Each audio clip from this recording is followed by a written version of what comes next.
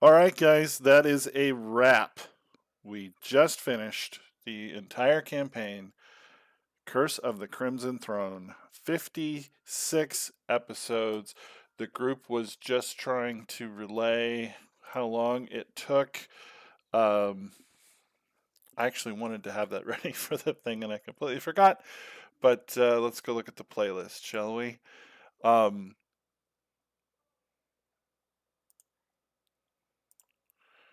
Playlist. Sorry, I shouldn't be keeping you here while I do this, but Um, started in 22. Episode 1, according to the description, was April 11th of 2022. We just finished February 5th of 2024. So let's do the thing like normal. What did I prep? Nothing. Had pretty much everything ready. At least I thought I did. No new conversions, right? So we had Iliosa good to go. We had the Kraken um, ready to eat them in the bottom of the temple. The Furies. Um, this encounter went really well. This conversion that I did for them weeks ago worked well. It's the Fallen Angel. 100%. The template worked fantastically, and I had a little bit of a backstory, and they were debating a bit about what the bones were made out of during the play. So, just kind of neat. Highly recommend. And the four of them turned out to be a reasonable challenge for the party. Four CR12s. Obviously, CR system is broken in 5e, so it is what it is. Make of it what you will. But those played in and yeah, so what I planned to do was the second combat. We did that. That went as planned. I figured we'd start the final confrontation and stop it partway due to time. We did wind up running about 20, 30 minutes over, but that's because of what happened. So Jerry dropped out. This was our last session, and nobody knew that going into it, or nobody anticipated it. But that's just sort of the way it turned out. So, I bet he wishes he'd stayed for just one more, but I'm sure he'll see this and maybe comment or something. But um, yeah, so that I was going to talk about that, but as it happens, everybody dropped out after tonight because uh, they did the fight and then they cast a wish. And if you look at the stream, they spent considerable amount of time wording the wish. None of them had a lot of D&D experience. And I was dropping heavy hints all the way through that you are goofing around with Asmodeus. Big dude. Super, super big dude.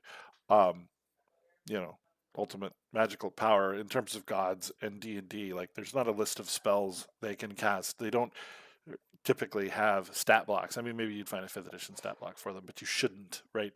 Because they have armor class of plot and hit points of plot, and spell slots are also plot, right, for all levels, including spells that don't exist. So if you can imagine, not a dude you want to mess with, at least, willy nilly. And they were. So they worded the wish. Paul turned over to Chat GPT to generate a contract nullification request. And I don't know if you remember from previous, but Iliosa was in league with the Devils, and they were adding people to her ranks, fortifying her efforts to restore Kazavon, and this was part of Asmodeus's grand schemes, was the destruction of Corvosa and that sort of thing. So um, they wished for the opportunity to intervene in that, have Asmodeus nullify the contract, stripping the queen of some of her power and of her allies. And I ruled that Asmodeus would only do this with a face to face conversation and at a cost. So Asmodeus summoned Norbert into hell at his very throne, and said, "How dare you?" And they talked it out. And Norbert's like, "Well, can my friends come?" And he's like, "Okay, fine." So he pulls all of his friends down to hell as well. And they're all there, and they have the conversation, and it's decided that Norbert is going to take the place of the devil who wrote the contract, who failed, putting Norbert fairly high up in the ranks of hell and giving him some command authority. You know, he's got a new job now. He's signing up, and the rest of the party members just got to decide whether they wanted to fall in line or nope out and go back. But Kazavan was undone and destroyed the queen as his last act, and the party thwarted the plot. So, yeah, job done. Campaign over.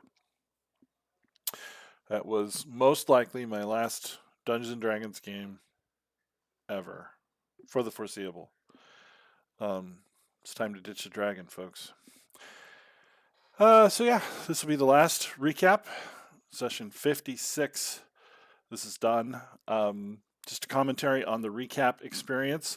I know that some of these have been watched as we played through, and so it reveals a little more information than I think I would like. I don't know that I'll do these in the future. It was not a popular series, even for the relatively low view junk that I will tend to put out. Um, but as it was kind of neat to do.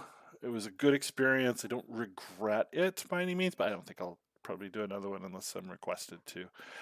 I would love for the opportunity to cut this into a single video. Obviously, we got a lot of short ones, um, but perhaps something could be done to make one long one that cuts out all the intros and just adds the stuff that discussion, just the review sort of stuff, because some of this play by play, blow by blow, not that important. Um, but yeah, we didn't do the TPK. I did tell them about it. You can hear that on the stream too, but it did not come up. So yeah, that's it. That is a wrap. Curse of Crimson Throne and the Hat Rack, where we do the Dungeon Master's view. I'm hanging up my Dungeon Master hat. I'll be a Game Master from this point forward, and hope to see you on the flip side or in the comments. And if there's anything I can do to make your experience running a game like this more pleasant or easier, please just ask. Happy to help. All right. Bye.